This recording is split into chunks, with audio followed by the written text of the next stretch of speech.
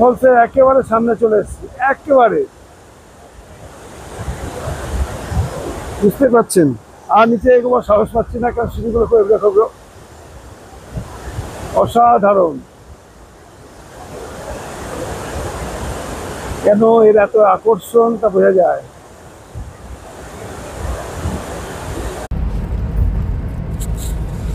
আবার বেরিয়ে পড়লাম এবার ঝাড়খণ্ডের উদ্দেশ্যে। পাহাড় ঝর্ণায় ঘেরা সবুজে আবৃত ঝাড়খণ্ড। নভেম্বরের 1 তারিখে আমরা হাওড়া থেকে ক্রিয়াযোগা এক্সপ্রেস ধরে যাত্রা শুরু করলাম।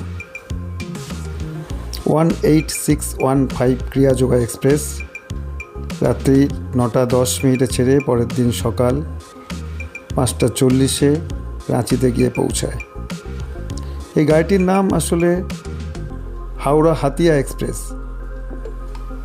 আন্তর্জাতিক যোগা দিবস উপলক্ষে 2021 সালে এই গাড়িটির নামকরণ হয়েছে ক্রিয়াযোগা এক্সপ্রেস।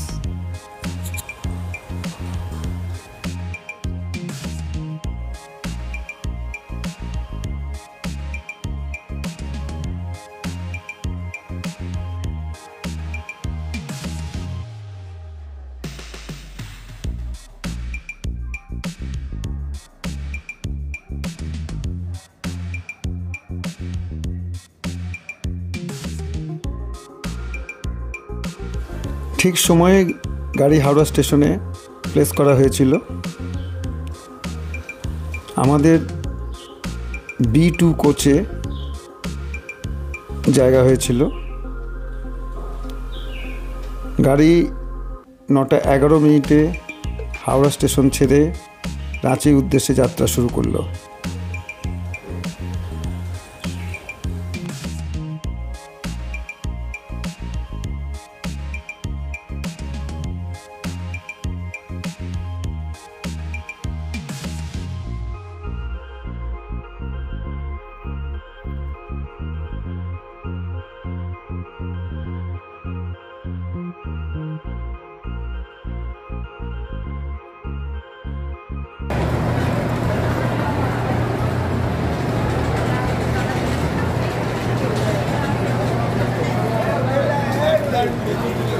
গাড়ি নির্দিষ্ট সময় থেকে 27 মিনিট দেরিতে রাঁচি স্টেশনে পৌঁছালো। ওটার সাথে আমরা রাঁচি স্টেশনে পৌঁছালাম। রাঁচি রিটায়ারিং রুমে 3 ঘন্টা কাটিয়ে আমরা নেতারহাটের উদ্দেশ্যে বেরিয়ে পড়লাম। আমরা রাঁচির কিছু দ্রষ্টব্য স্থান দেখে সন্ধ্যার দিকে নেতারহাটে প্রবেশ করব। রাঁচি ঝাড়খণ্ডের রাজধানী। ভারতবর্ষের 28তম রাজ্য হিসেবে ঝাড়খণ্ডের আত্মপ্রকাশ। 2000 সালের 15ই নভেম্বর বিহার থেকে আলাদা হয়ে ঝাড়খণ্ড রাজ্যের সৃষ্টি। ঝাড়খণ্ড রাজ্যটি সাধারণত ছোটনাগপুর মালভূমিরই একটি অংশ। লোহা, কয়লা, অভ্র, বক্সাইটে সমৃদ্ধ। আমরা এখন 10ম ওয়াটারফলসের সামনে চলে এসেছি। আপনারা আওয়াজ শুনতে পাচ্ছেন।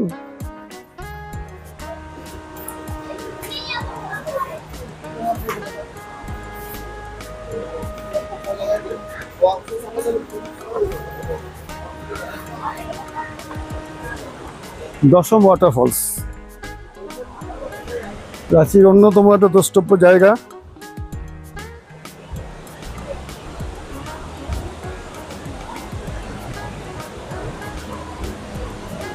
রাঁচি শহর থেকে 23 কিলোমিটার দূরে অবস্থিত। টাইমারা ভিলেজে দশম ওয়াটারফলস বুন্দু সাব ডিভিশনের অন্তর্গত। 144 ফুট ওপর থেকে পড়ছে জলধারা।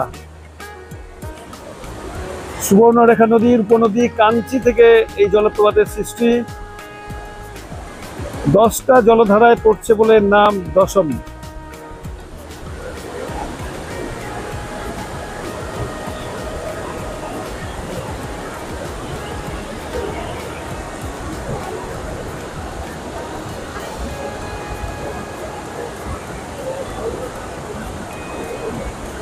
সবে বর্ষা শেষ হয়েছে, অবিরাম জলধারা নেমে আসছে।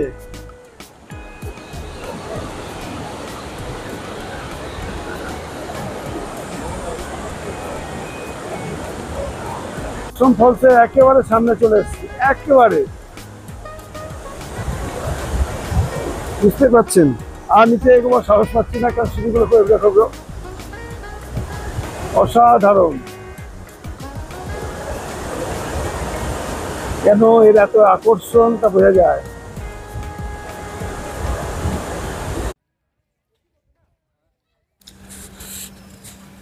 দশম ফলস থেকে বেরিয়ে আমরা চললাম সূর্য মন্দির দেখার উদ্দেশ্যে। রাঁচি থেকে 37 কিলোমিটার দূরে এই সূর্য মন্দিরটি অবস্থিত। সংস্কৃতি বিহার নামে একটি চ্যারিটেবল ট্রাস্ট এই মন্দিরের নির্মাতা। মন্দিরের চারপাশের পরিবেশ সত্যিই খুব সুন্দর ও মনোরম।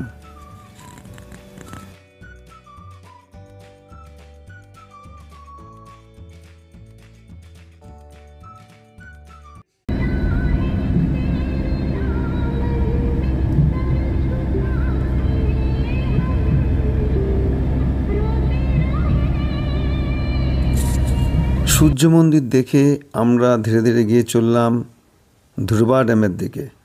ধ্রুবা ড্যাম, যা হাতিয়া ড্যাম নামেও পরিচিত, এ সুবর্ণরেখা নদীর ওপর অবস্থিত। রাঁচিতে গার্হস্থ্য জল সরবরাহ এবং সেচের কাজের জন্য জল ব্যবহার করা হয়।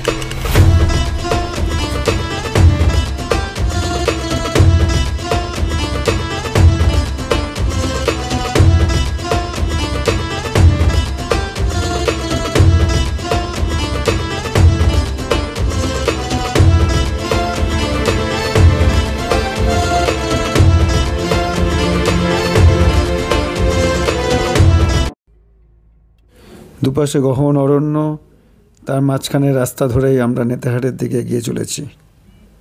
সবুজে সমৃদ্ধ ঝাড়খণ্ড, অফুরন্ত অক্সিজেন।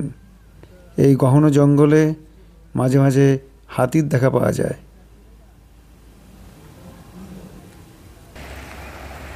এই হচ্ছে কোয়েল নদী। আমরা এখন রোববারে বিকেলে কোয়েল নদীর তীরে।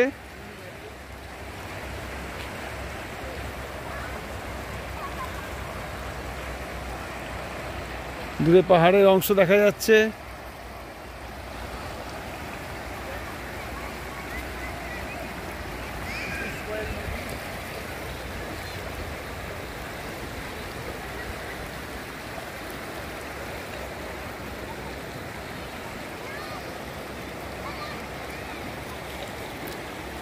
নদীর কলকলো আওয়াজ।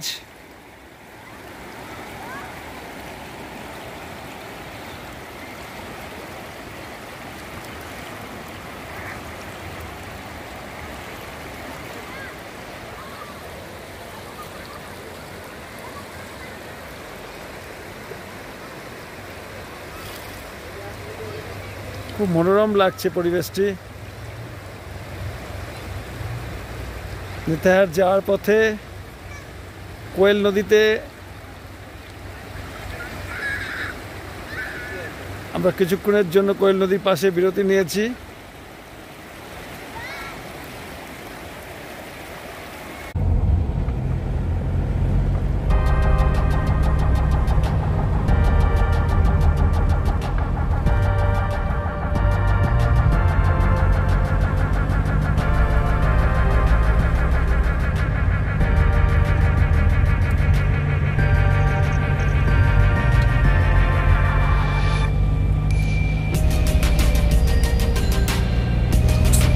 বিকেল গড়িয়ে সন্ধে হচ্ছে। গহন জঙ্গলে অন্ধকার ক্রমশ গাঢ় হচ্ছে। আমরা ধীরে ধীরে নেতারহাটের দিকে এগিয়ে চলেছি। নেতারহাট, ছোটনাগপুরের রানী নেতারহাট। আমরা নেতারহাট পৌঁছে গেলাম। রাতের আলোয় আলোকোজ্জ্বল নেতারহাট।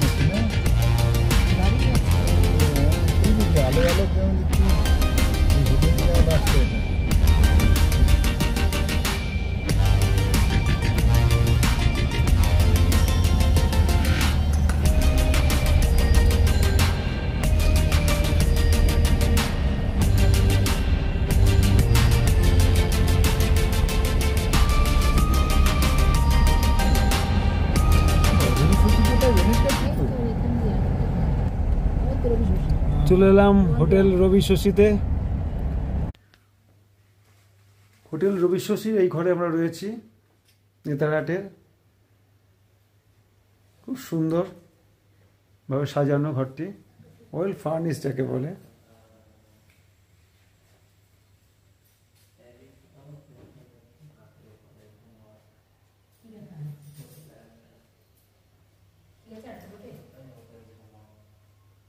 রবি এবং শশী এই হোটেলেই আমরা নেতারহাটে 2 দিন থাকবো। আজ সন্ধ্যা 5:45 এসে আমরা এই হোটেলে পৌঁছেছি। খুব সুন্দর,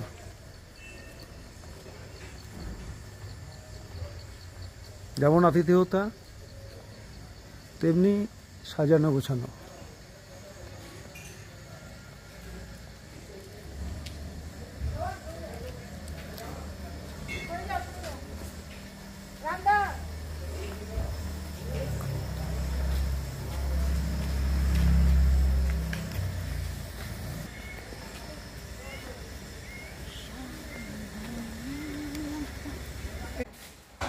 লন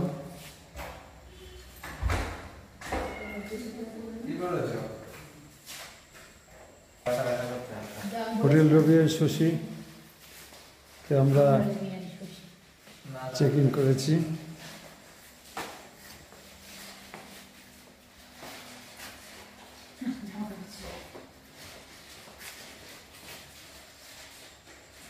সকালে আমরা বেরিয়ে পড়লাম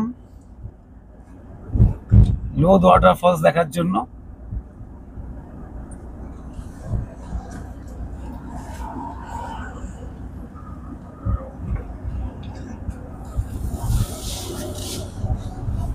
জঙ্গলে ঘেরা রাস্তার মধ্যে এগিয়ে চলেছি।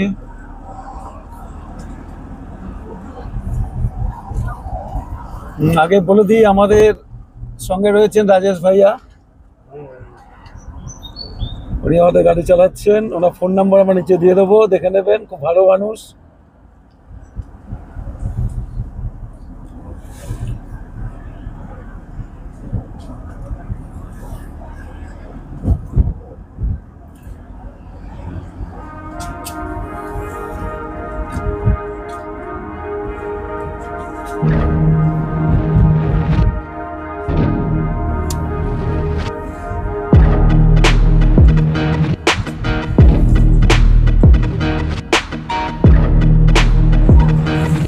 নেতার জায়গাটা পালামো টাইগার রিজার্ভের মধ্যে অবস্থিত। লাতেহার ডিস্ট্রিক্টের মধ্যে পড়ে এটি।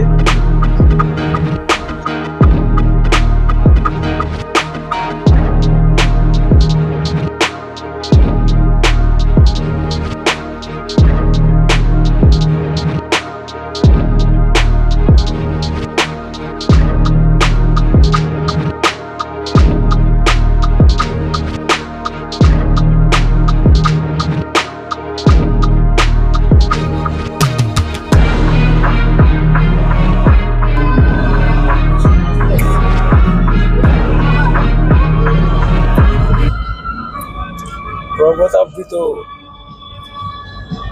নেতারহাটের মাঝখান দিয়ে আমরা নর্থ ফলসের দিকে এগিয়ে চলেছি।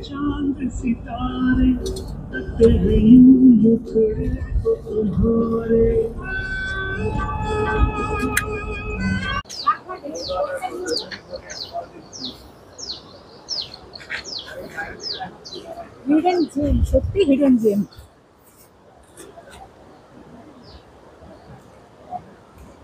লোধ ওয়াটারফলসের দিকে এগিয়ে চলেছি। জলে আওয়াজ শুনে বুঝতে পারছেন অঝোর ধারায় জল নেমে আসছে। দেখুন লোধ ওয়াটারফলস,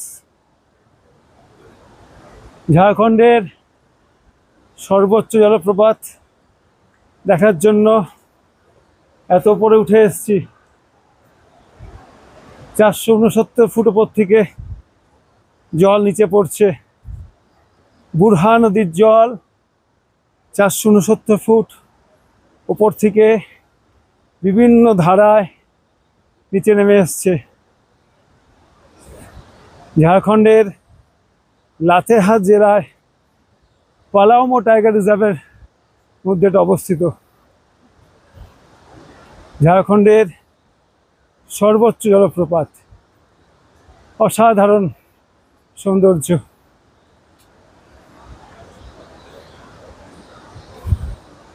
একেবারে সামনে চলে এসেছি, অনেকটা উপরে উঠতে হলো, এবড়ো খেবড়ো সিঁড়ি করে অনেকটা আস্তে আস্তে। এতদূর না আসলে এর সৌন্দর্য উপভোগ করা যাবে না। লোদ লোদ জলপ্রপাত দেখুন, নয়নাভিরাম দৃশ্য।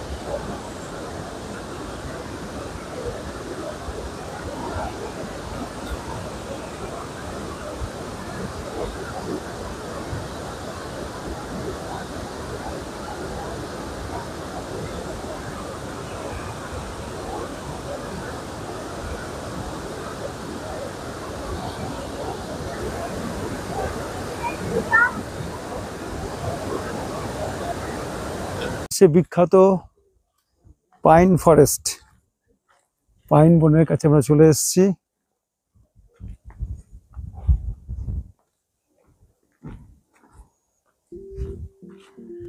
একটা বিরাট এরিয়া, বৃত্তাকারে পাইন গাছ দ্বারা আবৃত।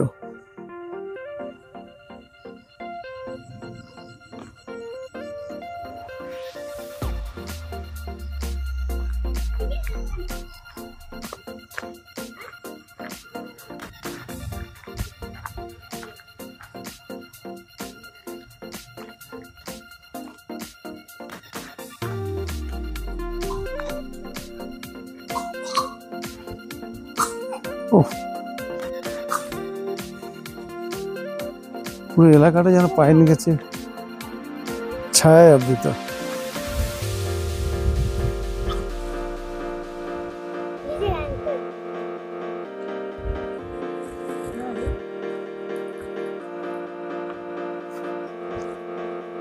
বিরাট একটা অঞ্চল পাইন গাছে আবৃত।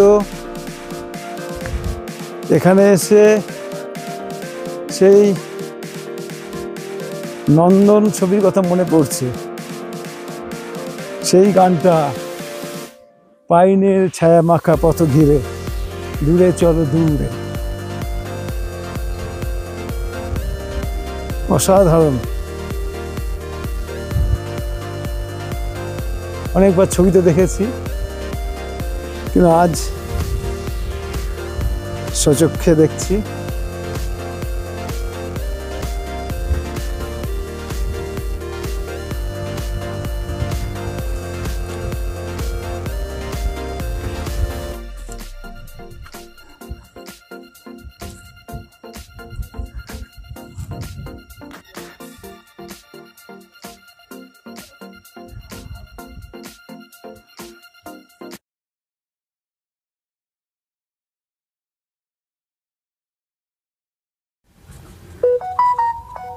নেতারহাট আবাসিক স্কুল ঝাড়খণ্ডের একটি বিখ্যাত শিক্ষা প্রতিষ্ঠান।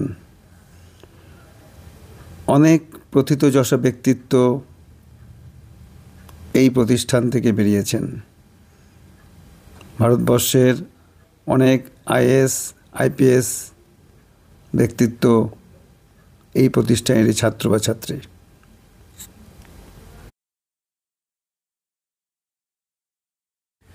নেতারহাট আবাসিক স্কুল থেকে বেরিয়ে আমরা চললাম ম্যাগনোলিয়া সানসেট পয়েন্টের দিকে। নেতারহাটের প্রাকৃতিক সৌন্দর্যই অপূর্ব। দুপাশে শাল পাইনের গহন অরণ্য, তার মাঝখান দিয়ে রাস্তা, সবুজের সমারোহ।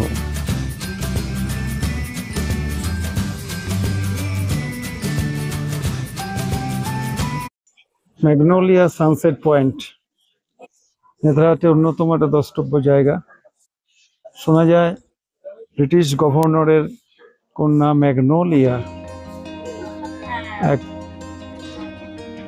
মেষপালকের সঙ্গে প্রেমের সম্পর্কে জড়িয়ে পড়েন, কিন্তু স্বভাবতই ব্রিটিশ পরিবার তা মেনে নিতে পারেনি। তাই তারা মেষপালককে তারা হত্যা করে এবং সেই শোক ম্যাগনোলিয়া মেনে নিতে পারেনি। সে ঘোড়া ছুটিয়ে এই জায়গায় চলে আসে এবং এখান থেকেই ঝাঁপ দিয়ে আত্মহত্যা করে। ম্যাগনোলিয়া পয়েন্ট এখন এটাই সানসেট পয়েন্ট নামে পরিচিত। এই সেই ঘোড়ার স্মৃতিচিহ্ন হিসেবে রাখা আছে। প্রথম পর্ব এখানেই শেষ করলাম। ভালো লাগলে সাবস্ক্রাইব এবং লাইক করতে ভুলবেন না। নমস্কার।